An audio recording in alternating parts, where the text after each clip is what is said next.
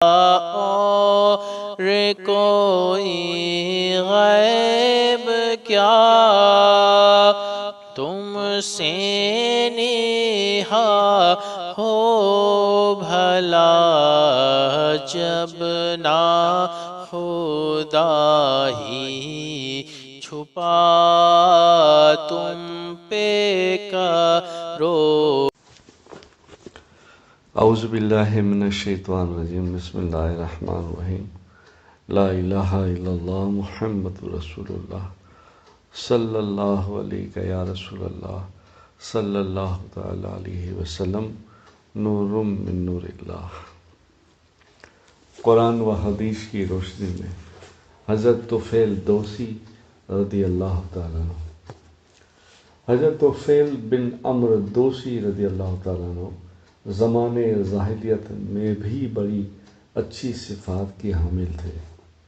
مکہ مکرمہ اپنے کام سے آئے تھے، حضور پاک صلی اللہ علیہ وسلم کو حرم شریف میں نماز پڑھتے دیکھا اور قرآن سنا، ان کے پیچھے گھر گئے اور ایمان میں داخل ہوئے۔ اپنے قبیلے دوست کی طرف جب واپس ہوئے تو حضور پاک صلی اللہ علیہ وسلم سے عرض کیا، اللہ سے دعا فرمائیے کہ میرے لیے کوئی ایسی نشانی ہو جس کی وجہ سے قوم کے سامنے دعوت پیش کر سکوں۔ حضور پاک صلی اللہ علیہ وسلم نے دعا فرمائی۔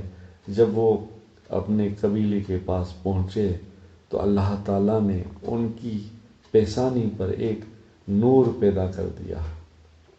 حضرت طفیل رضی اللہ تعالیٰ عنہ نے اللہ سے دعا کی کہ اے اللہ، یہ نشانی میرے جسم سے ہٹا کر دوسری کسی جگہ کر دے۔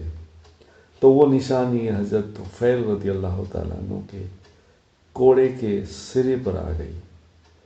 ان کے والد عمرو دوسی اور ان کی بیوی ان کی دعوت سے مسلمان ہو گئے۔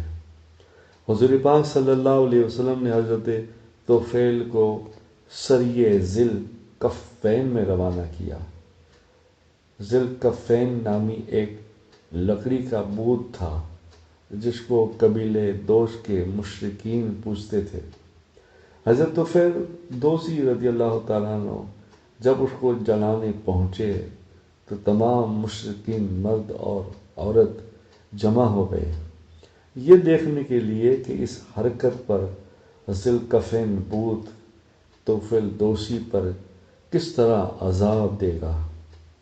حضرت طفیل رضی اللہ تعالیٰ عنہ بت کو جلا رہے تھے اور لوگ تماشا دیکھ رہے تھے، یہاں تک کہ وہ بت راکھ ہو گیا، لیکن حضرت طفیل رضی اللہ تعالیٰ عنہ کو کچھ بھی نہیں ہوا تو ساری قوم مسلمان ہو گئی۔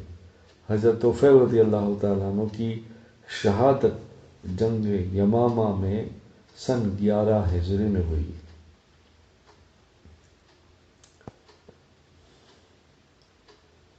جس وقت رسول اللہ صلی اللہ علیہ وسلم اور حضرت ابوبکر صدیق رضی اللہ تعالیٰ عنہ ہجرت فرمائی تو راستے میں غار ثور تھا۔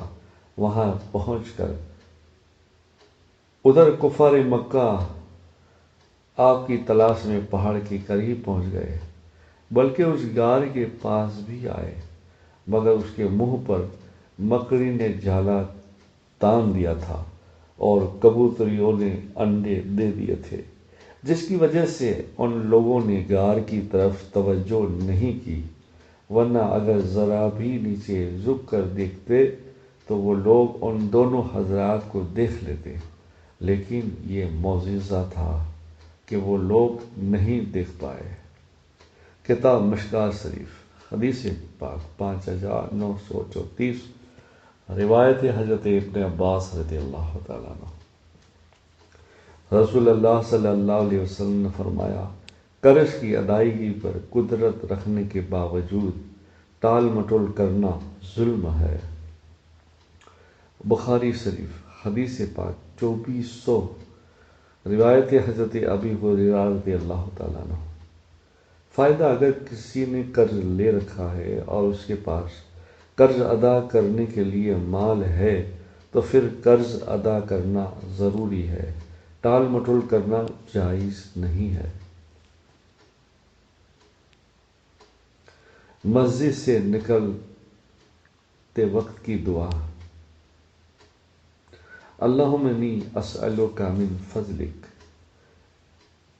ترجمہ اللہ، میں تجھ سے تیرے فضل کا سوال کرتا ہوں۔ مسلم شریف حدیث نمبر 1652، روایت ابی حمید و ابی اسید رضی اللہ تعالیٰ عنہ۔ رسول اللہ صلی اللہ علیہ وسلم نے فرمایا، جس شخص کی کوئی لڑکی ہو اور وہ اسے زندہ درگور نہ کرے اور اس کی بے عزتی نہ کرے اور اپنے لڑکے کو اس پر ترجیح نہ دے تو اللہ تعالیٰ اس کو جنت میں داخل فرمائے گا۔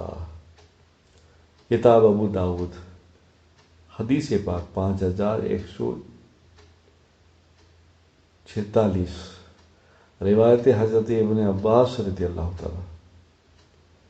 قرآن میں اللہ تعالیٰ فرماتا ہے، بلا شبہ وہ لوگ بھی کافر ہو گئے جنہوں نے یوں کہا کہ اللہ تعالیٰ 3 خداؤں میں سے ایک ہے، حالانکہ خدا کے علاوہ کوئی معبود نہیں۔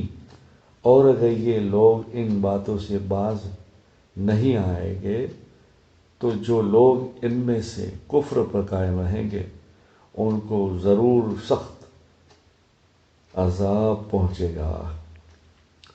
قرآن پاک سورہ مائدہ آیت نمبر 13۔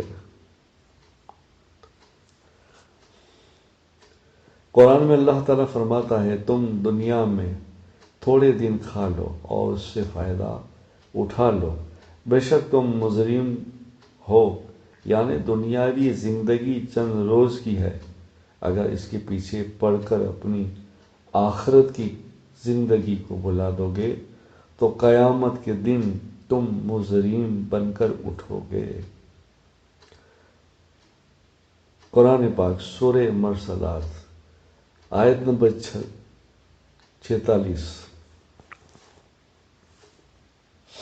رسول اللہ صلی اللہ علیہ وسلم نے فرمایا، جب کسی جنتی کو پرندے کا گوشت کھانے کی چاہت ہوگی تو وہ پرندہ اس کے سامنے اس طرح حاضر ہوگا کہ وہ پکا ہوا ہوگا اور اس کے ٹکڑے بنے ہوئے ہوں گے۔ کتاب ترغیب و ترہیب حدیث نمبر 5332، روایت ابی امامہ رضی اللہ تعالیٰ عنہ۔ رسول اللہ صلی اللہ علیہ وسلم نے فرمایا، جب تم میں سے کوئی پانی پیے تو ٹھہر ٹھہر کر چوسکی لے کر پیے اور گٹ گٹاہٹ نہ پیے، کیونکہ اس سے جگر میں درد ہوتا ہے۔ کتاب بہقی شعب الایمان حدیث نمبر 5752، روایت ہے حضرت ابن ابی حسین رضی اللہ تعالیٰ عنہ۔ رسول اللہ صلی اللہ علیہ وسلم نے غلاموں کے مطابق فرمایا، مسلمانوں سنو، تمہارے غلام تمہارے بھائی ہیں، اللہ تعالیٰ نے ان کو تمہاری ماتحت میں دے رکھا ہے، لہذا جس کے ماتحت اس کا بھائی ہو تو اس کو بھی اسی میں سے کھلایا جائے، وہ کھاتا ہے، اور اس کو ویسے ہی کپڑے پہنایا جائے جیسے خود پہنتا ہے۔ اور سنو، کبھی بھی ان سے ان کی طاقت سے زیادہ کام نہ لینا، اگر کبھی لینا ہو تو اس میں ان کی مدد کر دیا کرنا۔ کتاب مسلم شریف حدیث پاک 4313، روایت حضرت ابی ذر غفاری رضی اللہ تعالیٰ عنہ۔ صلی اللہ علیہ یا رسول اللہ صلی اللہ تعالیٰ علیہ وسلم، نور من نور اللہ۔